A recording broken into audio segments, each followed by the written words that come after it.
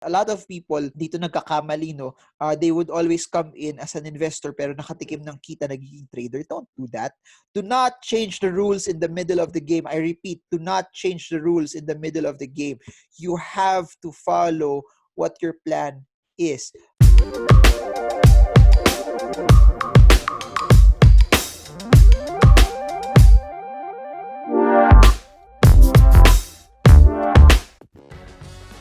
Hi everyone, so in this video, I want to talk about what are you supposed to do when you see your stocks go up. And the whole context of this, just to share, I went to one of my banks early this morning to do the normal banking transactions. And when I went in, I got greeted by all of the bankers there. No? And just a shout out, Jolie, Mora, Talia, and Cecile Santos. They were there. They were so excited. And the reason why they were excited was apparently they were able to buy MerryMart at the IPO price. And given that MerryMart, by the time I'm filming this video, is at 3.2 pesos per share, that they could sell anywhere and still make money. So congratulations to you, Julie and Cecil, for making money on that trade, on your investment. And to all of you guys also who made money from the past days, regardless of what stocks you have made, you have done. Congratulations. And that's what makes me happy, just to see more and more Filipinos do well, make money, have a plan, because that's at the end of the day, that's the whole context, that's the whole reason why this channel exists. I really want to see more and more of you guys to win. I really want to see you guys to be able to use the stock market to be able to build an asset for you that will make money, not just now, not just for this era, but something that you can do repeatedly over a stretched period of time. And I forgot to say this, if you're new to this and want more of this, subscribe, smash the bell, like, share this so that we build a new generation of Filipinos investing in the markets. So back to my story. Comment below if you like this. No, this is different naman from our normal podcast. This is some sort of vlog style, pero parang podcast because I have my podcast mic on. But let's continue. So while we were there, sabi nila, sir, anong gagawin namin? Benta na ba? Babalik ba siya sa 5 pesos per share? Babalik ba siya sa 4 pesos per share? Is it gonna go up? What am I supposed to do? So they were asking those questions. Or sell na ba ako ngayon kasi baka bumaba pa siya lalo? So while they were asking that, thought about it very well on my way back home. I realized that if some of them are asking that, most likely there are some people also who bought at IPO or who even bought at 1.5 or who even bought somewhere around 2 that at this point in time are up, are making money. And the reason why I'm making this video is I want to address what are you supposed to do when your stocks are up. So baliktad naman siya from the video that I did last March. Last March, when the market was massively down, I made a video talking about what are you supposed to do when the market is down. Diba? Ngayon, and please remember, it's totally the same. Why? Because when it's down, your emotions are also tugging you. Two emotions, greed, fear. Why? When it's down, the emotion of fear will tug you that benta mo na yan kasi bababa pa siya lalo. Or the emotion of greed will also tug you that okay na yan, pwede nang pumasok. In the same way, when it's up, you buy at 1, it's at 3.2, you're massively up. Your emotions will also tug you. The fear that pag hindi mo to binenta, baka bumalik siya sa 2 pesos. Pag hindi mo to binenta, baka bumalik pa siya lower lalo. Or your greed will also tug you that benta mo na yan kasi ayaw mo na benta kasi akit pa yan ng 5. 10 pa yan, it's gonna do that pa. In context, totoo naman, tama naman, it's okay to have a gain. However, huwag mo muna habulin kumita. Habulin mo muna i-build yung skill mo tsaka yung process. Why? Because if you buy at 1, sell at 3.2, you make money, that's true. But if you sell because of your emotions, then you're not actually winning. Because you're not building a strategy, you're not building a technique. Kumita ka ngayon, paano yung 99 other trades that you will make? Paano yung 999 trades that you will make from now up until you hit 80, 90 years old? Because please remember this, the stock market is something that you can do kahit matanda ka. Been doing this for a decade and I'm not stopping because lalo na that you can do it with this. You can do it anytime, anywhere, and the longer you are, the skills will just be there.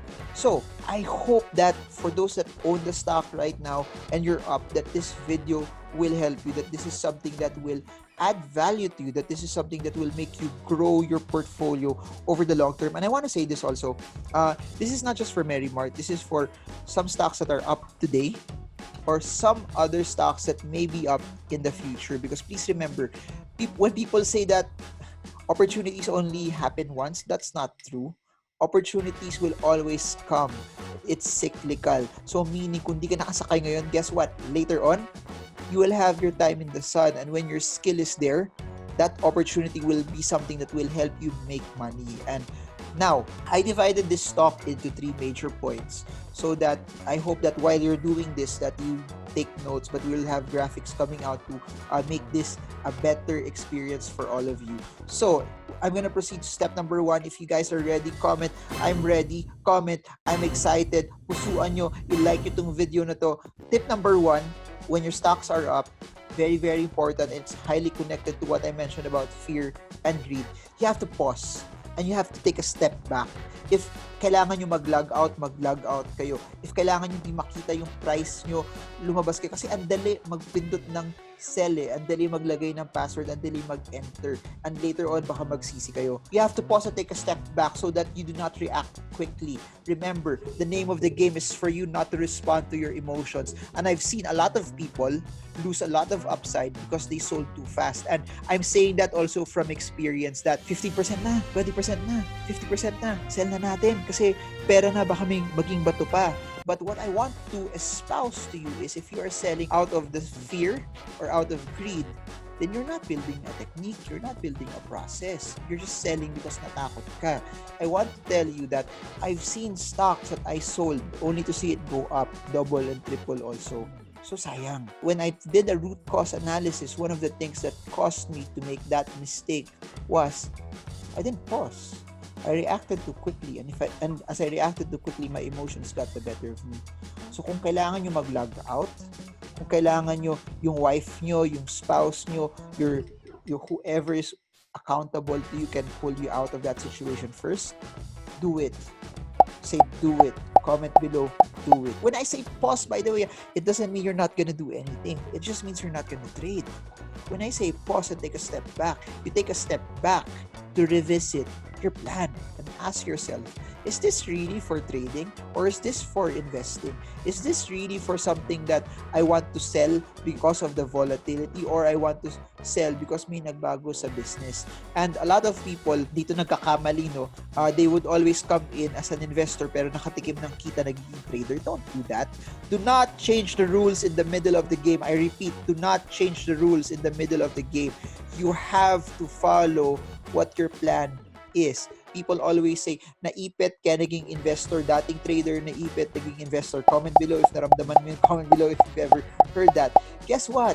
If you are a trader, take out the loss and be a trader. Do not change the rules in the middle of the game. Pero if you're an investor, di mo kailangan matakot. Part ng game also pag investor ka, there will be days na red talaga. There will be days also that you will get hit, that you just have to hold on to it. But that's part of it. And that's how it will mainly go. Now, as you take a pause, and as you start revisiting your plan, you always ask yourself, as what I mentioned, trading ba yan or investing? Now, as you start checking trading ba yan or investing, tip number 3, you revisit. What are your rules for selling? What are your parameters for selling? What are the things that will trigger you to make the sale? That's why anytime you try to make a trade, you need to build the rules, the framework, the parameters for you to be able to make the trade. Meaning, bago mo pa lang siya bibilhin, alam mo na kung ano yung mga kondisyon kung bakit mo siya ibibenta later on. Kasi if that's not laid out, if that's not written, if that's something that's not defined, dadating yung point later on na up ka na, it's not defined, you will be tempted, you will sell. And again, when you sell out of your emotions, you will lose because it does not build skill. Please remember this. Investing in the stock market can make you money. It's true. It can also allow you that, okay, binili ko to, kita ko to, gagamitin ko. But if you're after that, okay lang. But if you're after wealth that you can build over time, you're not just after a quick buck, you're not just after earning pa konti-konti, but you want something that it's wealth that you can pass on to the next generation. You have to build a skill. You have to grow what you know. So you have to build your rules for buying and selling. I repeat, you have to build your rules for buying and selling. And as you start building those rules for buying and selling, before you make the trade, dapat naka-define na yun. Because, again, you don't know what's gonna happen eh. What if suddenly it goes up? Di nakaka-emotional yun. Or, what's worse is, what if suddenly it goes down? Now, what should be your rules for selling? If you're investing, you could have parameters that have been defined. Meaning, yung parameters na yun, pag natamaan any of those conditions, by all means, sell. By all means, take profits. By all means, get out. It doesn't matter if it's 5%, it doesn't matter if it's 10%, it doesn't matter if it's 1,000%. If those parameters are hit, you get out. So it can be a combination of it, or it could just be one thing. For example, for those who attended our session, some of these are fundamentals that if you're in it because you like the dividend yield or you like the dividends, if any of those dividends will change, sell. Or if something that's very, very important to you, its level of debt, and you start looking at ratios connected to its debt, it does not satisfy you anymore, sell. Or if you're looking at their income, did they lose money? Are they losing money? Is there an expectation for decline? If that also got hit, sell. Regardless if it's 50%, 100%. Or just to double down on MerryMart, did it come to a point where they did not hit their targets? They committed to have this much, and this much probably would give them this income, but they did not get it. Since they did not hit their targets, they did not get this, and the conditions that you bought it was because they will hit this number of stores at this number of years, and di nila nakuha yun. That could be a trigger for you to sell. I hope you're getting what I'm saying. I hope this is something that's helping you. Comment below if this is helping. Or another parameter is they are expensive. If you think, expensive na yata to. This is something that I cannot anymore tolerate based on whatever ratios you're using, based on if you're using you targeted, you computed for its fair value, or you computed for a price to be used, its price to book, or use its price to earnings, regardless of what methodology you're using. If you think it's expensive already, that could be a trigger to sell. Now, you can pick one, or you can pick a combination of all of this. Now, if you're trading naman, you have to drill in further. This is something that works for me. It doesn't mean that it will work for you, but I divide my trading into quick trading and position trading. Now, if you are quick trading, you just have to ask yourself, did the stock fail to break the resistance? If it failed to break the resistance already, that's our sell signal. You could sell, you could take profits, nothing wrong with that. It does not mean na mabibenta mo siya sa peak. It's a fallacy, it's a misconception that you should always sell at the peak if you're a good trader. That's not true. You don't have to sell at the peak. You only have to sell when it hits the resistance. Or if your stock is up, of course, may mga bagong support levels yan. Meaning, if those support levels have been broken also, that could be a trigger for you to sell and take profits. When I say support levels, yung support levels, as it starts to break out, as it starts to go higher, new support levels will be formed. And when those support levels get broken, sell, take profits. That could be a trigger for you. So I repeat, if it fails to break the resistance, even if you're just up 5%, sell. If it fails to break the resistance and you're up 1,000%, sell. If the support does not hold, sell. Now, if you're position trading, as you all know, position traders, they follow the trend. Position traders, their main goal is to follow where the direction of the market is. So if there's a significant reversal, sell.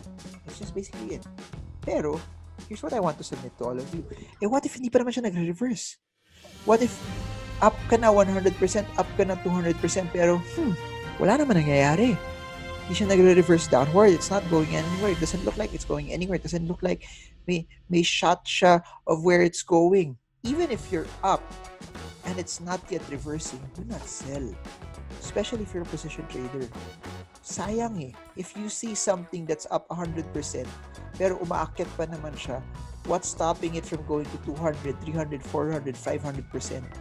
The only time you sell is when you see from the charts that from an uptrend, it's now reversing into a new trend. It could be something that's turning sideways, consolidating, or it's something that's going down, and that's the only time you sell. And sometimes it takes days, weeks, months for it to unfold. So, anong gagawin mo? If you notice it, one of the most important and underlying features to make money in the market, it's not just your skill in planning, it's not just your skill in making parameters, it's not just your skill in knowing the rudiments, the nuances of technicals and fundamental analysis. It's also you exercising discipline. It's also you na kung wala naman talagang sell signal, you pause, you take a step back. Kung di mo kailangan mag-login, huwag ka mag-login. And that's so important. I cannot stress that enough that the biggest way people lose money in the markets is when they basically sell. And nainip sila, they become impatient. Hindi pa naman natamaan yung rules mo to sell. Why will you sell? And that's what I want to tell you. I hope this is helping you. I hope this is something that's giving value to you. So we covered, these are the things you look at for investing. These are the things you look at for quick trading. These are the things that you look at for position trading. I'll repeat it again. I'm saying this from my personal life. It would be sad if you sell only to see it move up massively higher. And if you notice, I placed a very, very large preference on you revisiting your plan and your rules for trading, because it's very, very important that you lay out the rules first before you make the trade, so that no matter what happens, you will be able, you will be okay, because your conditions have been mapped out regardless if it's good or bad. I repeat, the reason why you want to do this is so that the conditions are already mapped out regardless of what would happen. I'm saying this out of experience that if you're feeling uneasy right now, kasi you've seen your stock move up and you're scared that you might lose out based on you not selling, and your emotions are tugging you and pulling you. One analysis from my end, and I've seen over hundreds of people come to me, people with millions in their portfolios, people with just 10,000 pesos, people with just 100,000 pesos in their portfolios. The reason why you're uneasy, you are exposing yourself to an amount of money that should not be in there. You're putting an amount of money that, because you're so optimistic that if it goes up, you will earn massively more. But that's not what you can tolerate as of this point in time. That's not something that if it goes down, you can feel easy with. So my suggestion for your next trades, every time you feel uneasy, babaan nyo muna. So for example, you have 1 million pesos in the market, and that 1 million pesos is position, kinakabahan ka, up siya, pero you're thinking that, sayang naman, 1.1 na siya, baka bumalik siya maging 900,000 or baka maging 1,050,000 na lang, and I might lose out on that upside. Every time you feel uneasy, every time you feel na nakakaba siya, reduce it. Reduce the amount to an amount that you're comfortable with, to an amount that kahit up siya, hindi ka kinakabahan, to an amount on the opposite also, na kung down siya, hindi ka rin kinakabahan. People always equate na yung kaba only happens when the stock is down. No. It also happens when it's up. Comment below if you're realizing this now, that when you see your stock up, nakakaba din siya, because the fear of you not making more money than you should will also kick in. And I'd like to say this, that the stock market, regardless if you're trading or investing, is an asset. It's an investment. What does that mean? Please remember that investments should add to your life, not take from you. What do I mean by that? If it takes away sleep from you, then it's not worth it. If it takes away peace of mind from you, then it's not worth it. Kung lagi kayo nag-aaway ng mag-asawa because of it, then it's not worth it. Better lower that amount so that you can sleep well at night. Better lower that amount so that di kayo mag-away mag-asawa, lalo na kung mother-in-law, di ba? Comment below if nakaka-relate kayo sa mother-in-law story. But comment below also if something that makes you uneasy. No amount of money is worth losing sleep over. No amount of money is worth you losing peace of mind. It's not worth it. Because guess what? That's why this channel, no matter how much I love the stock market and I want as much Filipinos to invest in the stock market, to invest, I realize that it may not be for everyone, that there will be certain people that hindi para sa kanila yung stock market, and that's why there are other investments. That's why there are other things where you can put your money into.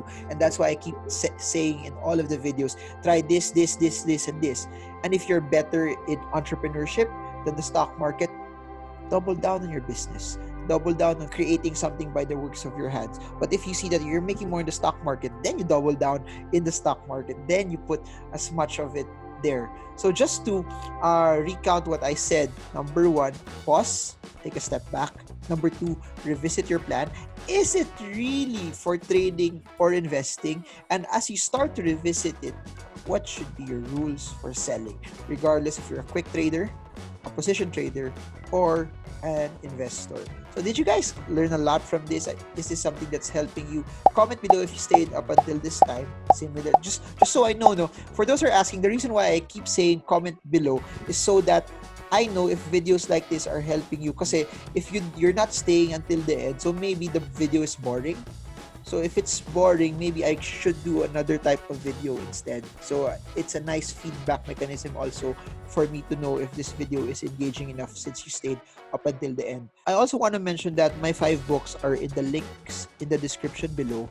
If you want to grab a copy via Shopee, they can be delivered wherever Shopee has coverage. And I have 2 online courses with Sean Si and Chinkee Tan. The links are in the description also. If you want to learn the basics of the market in English with Sean Si, in Tagalog with Chinkee Tan, links are in the description below. I hope that it helps you and I hope that it gives you enough information to be able to trade the markets. Then other links below, Patreon. For those who want to trade US markets, I have links also for eToro. Then I have other links on the other stuff that you guys have been asking, from what VPN do I use for how I trade, what virus scanners do I use when I trade, or what camera equipment that I use. They're all in the description below. Put it in also if you guys have any comments, if you guys have any questions, or if you guys want to learn anything else. I'm gonna make videos on it, and if you want more of this topic, just put them below and we're gonna make it, and we're gonna do it, and we're gonna do as much as possible. And yun, I want to end also on another inspiring note, because a lot of people have been saying, I'm staying because of the inspiring note. I've realized it, and the reason why I'm adding inspiring portions to the videos that I have is, I keep saying this over and over, we have so much information in this channel, but I believe in this era where we are right now, people need not just information, but they need inspiration. That's why I've been drilling down and talking about hope so much, because people need to hope again. People need to dream again. People need to find ways on how that they can be inspired. And please remember this, financial freedom is not easy. And whenever I would say this, that you should aspire, you should push for financial freedom, it looks rosy. But here's the thing, it's something that will cost you. Don't just focus on the price, focus on the cost. We're so focused on what we could get that we fail to realize what we need to give in order to get that. Don't focus on winning the championship if you're not putting in the time and the work to practice. Don't just think about you will be the best in the game if you're not putting in the hours when no one else is looking. Please remember, what people see in the outside is only a reflection of how much you hustled and you toiled and you did your work when no one else was looking. And that's what I want to leave you. Nothing of significance comes easy. Because if it was so easy, then we would all be billionaires. If it was so easy, then everyone would be rich. If people want to have the 1% lifestyle, but they don't want to do what the 1% is doing. If you want to be in the upper 1%, you have to do what's opposite from the 99 are doing. If you're doing what everyone else is doing, guess what? You will end up like everyone else. Be different. Do the opposite. Do something that people don't do. Do something that may seem weird to some, may seem different, but you know it's what you're called to do. Because if that's what you're called to do, guess what? You'll be so good at it. If you're so good at it, guess what? That's what's going to take you one step closer to financial freedom. I hope you guys got a lot from this. I hope this is something that helped you. I hope this is something that inspired you. I hope that this is something that cost you also to smash the like button. But this is Marvin Germo. I hope this video helps you trade well, trade strong, trade smart. See you all again soon, guys, and God bless you all.